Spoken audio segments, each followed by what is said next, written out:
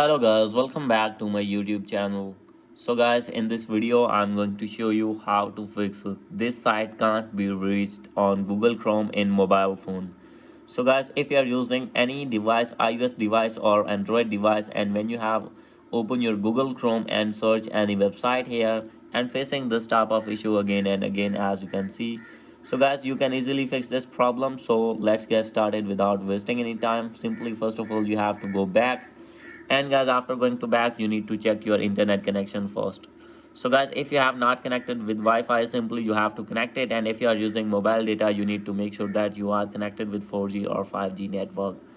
And guys, after doing this, you need to go back, and guys, after this, simply you have to open your settings again, scroll it below, click on app management here, click on app list, and guys, after this, you need to scroll it below. Here you need to find Chrome, and guys, you need to click on storage and cache, and simply you have to clear cache of your Chrome browser.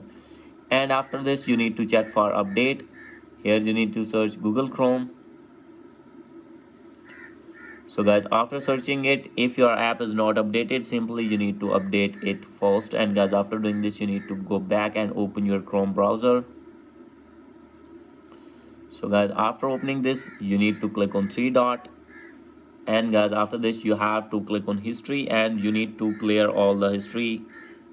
And guys, after clearing all the history, you need to go scroll it down, and guys, click on here at the option of settings, and you need to scroll it below.